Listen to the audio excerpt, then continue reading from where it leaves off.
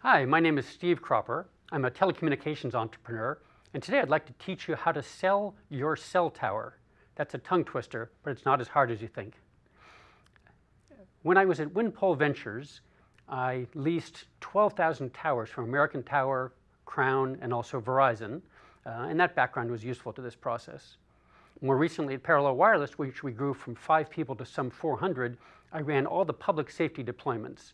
That means for law enforcement, the Rose Bowl, Super Bowl, Republican National Convention, New York Marathon, and so on. So that's my background. Today's topic is how to sell the cell tower, which specifically means the RAD centers on the tower and the ground leases. Now, this is one of my most fun transactions because some friend of mine, the Lalicata brothers, came to me years ago. I looked to them to rent some warehouse space, and after I got to know them, one of them said, "Hey, aren't you in the cell tower business?" So over the course of 4 years, we spent some time talking about their life goals, their personal finances, and then about 2 years ago, we got serious about a transaction. And you're wondering, how long does it actually take to sell a cell tower? The answer is about 6 months, about 380 emails, 120 text messages, and lots of meetings. So it takes a while. Who wants to buy a cell tower? Well, there's 3 different categories. First are what I'd call short-term investors, people who will buy one tower, buy another one, assemble a portfolio, and then after a couple months, they'll sell that to one of the major national companies. Then there are the well-funded national portfolio owners like SBA, Crown Castle, and American Tower. They own the majority of the cell towers in the country. And then there's a third category, and those are brokers.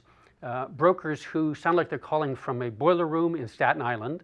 And it sounds like once they get bored talking to you, maybe they'll go sell penny stocks to some unsuspecting investor. But the people I'm most familiar with are the major tower owners because I see them at conferences and we might eat together, drink together. They're the people I know the best. So what we did was we conducted an auction. Now, it wasn't a fun auction with somebody in the front of the room calling out prices. It was what I call a virtual auction. And to start the process, we wrote up a prospectus. And the prospectus provides endless details. It says, who are the tenants in the tower today? Detail the contracts, the start and the end date of the contracts, and the revenue associated with it, and that goes into a spreadsheet. Then there's photographs of the site, engineering specifications, and also information about the land, such as title information and financing if there's a mortgage on the property. Finally, I mapped out the competition. We wanted to know what towers there were in the area and also how our tower fitted in a competitive local landscape. So once you go through this process, how do you figure what a tower is worth? Well, you probably all know that for a home, for residential property, you look at comps. What did other ones sell for?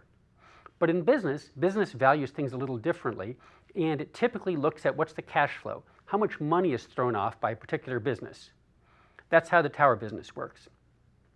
There are different multiples where you multiply revenue times this multiple to get value, different multiples that are associated with different carriers. So AT&T, Verizon, T-Mobile, different multiples. A ground lease versus space on the tower, different multiples. So you take the spreadsheet together and you're basically looking at revenue, incoming, times multiple, equals value, and you add them all up, and that's your justification for how much you want to sell the tower for. Where do you get the multiples? Look at trade publications, analyst reports, look at the financial reports for the major players, and talk to a lot of people because you want to make sure that the values you have are current. So how did this auction actually work? Well, in the end, we had 6 bids, and the reason you do the auction and the reason you want multiple players is, supposing you get a bid for $10 and that's the best bid. Well, if you don't have a number 2 bid for $9.50, you're not going to know that you're making a good deal. So we ended up with 6 different bids, different terms and conditions, different prices, and that gave us confidence that we had tested the market sufficiently. I can't disclose who the buyer is or the terms, but it's a national player, one of the major portfolio owners. Now, who do you need to make this happen? My role was broker, sort of the business guy to make sure it all happened. You do need accountants, you need your tax advisors, but your lawyer would be the number 2 advisor in this whole transaction.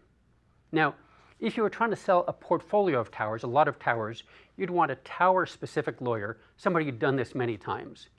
If you're selling 1 or 2 towers, what you need is a good commercial lawyer.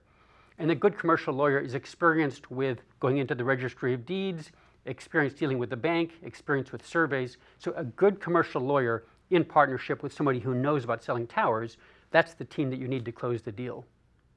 I have one piece of advice on lawyers in this transaction, and that is keep the lawyer behind you. The lawyer's job is to minimize risk, to eliminate risk perhaps, but you have a different objective. You're balancing risk and you're balancing reward to do a transaction, because there's always risk, and the business types, the business side people are able to make that balance. Lawyers see real risks, and they also see ghosts of risks. And in our case, we probably wasted a month on a ghost of a risk that had really zero risk, and it just took us some time. So you can sell your own cell tower, subscribe to AGL Magazine, do your reading, and let me know if I can help you. My name is Steve Cropper. I'm at 617-306-9312, or you can email me, Cropper, that's K-R-O-P-P-E-R, at skunkworksfund.com, Cropper at skunkworksfund.com. Thank you for listening, and I hope this has been helpful.